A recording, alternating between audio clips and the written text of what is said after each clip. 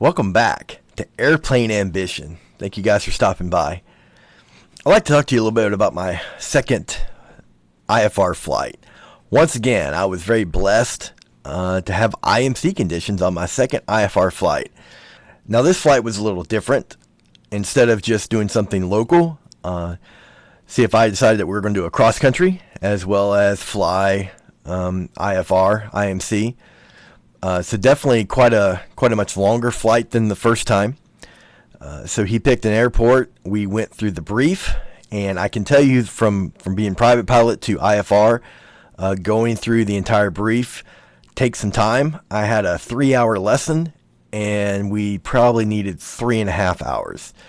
We were pushing it to make it back, and we were actually a few minutes late getting back to the airport. Now, going through the brief, the weather, all the things that are on ForeFlight.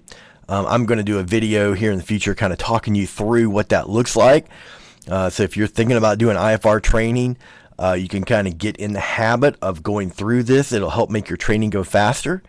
I'd already done quite a bit of studying on the approach plates, but I had not done the whole briefing the way that I'm doing it in the lessons. So I think seeing that briefing will help you guys if you're starting off on your IFR training.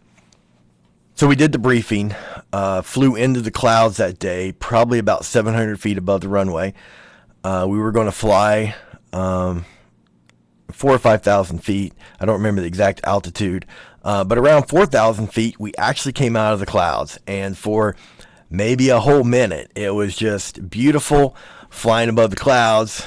Then the CFI stepped in and said, "You got to put the foggles on," which that's understandable. I'm there to do IFR training, not enjoy the flight. So he got to enjoy the flight on top of the clouds while I flew by the instruments. But for that minute, that was great.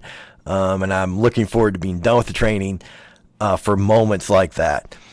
So we flew above the clouds to the destination airport, came in, we flew a GPS that day, and it was pretty straightforward, and landed and then flew back once again above the clouds. So I flew above the clouds really for most of this training, just in the clouds, taking off and landing. But still, great experience being in the clouds. Hopefully you guys will have those opportunities to fly in the clouds. Now, on the way back, we came in to runway 9, but we were going to land runway 27. So what we did was a circle to land. Now, I have heard the term circle to land, but had not done a circle to land. And it was different. You know, it was just different and something you have to get used to. In your private pilot training, or if you haven't done private pilot training, one of the exercises you have to do is emergency power off. A lot of times you'll do that as you're kind of lined up with the runway. You'll cut the power to idle and come in and land the plane. Basically do a really kind of tight circle, depending on which kind of plane you're in, and come in and land with power at idle. So it was sort of that same kind of feel. The difference is we were only 500 feet above the ground. So we're circling the airport very close to the runway. If you think about your downwind leg, we were well inside the downwind leg and basically circled in really tight and landed on 27. So that was definitely something different. 500 feet above the ground is not very much. And so you really have to be careful not to break the 500 feet, but you're also staying close to the runway because in true IMC conditions, which we did have IMC that day, granted we were, 800 feet, we were below the clouds, so I had plenty of visibility that day. But had it been a worse IMC condition, staying close to the runway is imperative so that you don't lose sight of the runway. And that's what we were practicing with the circle to land. So great experience. Definitely, it's like a very, very tight pattern. I mean, I'm almost flying right beside the runway as I came around. Also, I'm in the DA-40, and if you've flown in the DA-40, it really likes to float. So I had cut it to idle almost at the point I'm starting to turn, and it was idle all the way in because that plane just glides so well.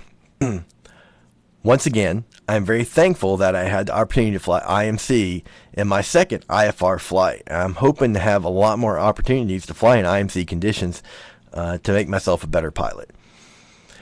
Please let me hear your questions, what kind of concerns. If you're a private pilot and you're thinking about IFR training, I highly recommend it.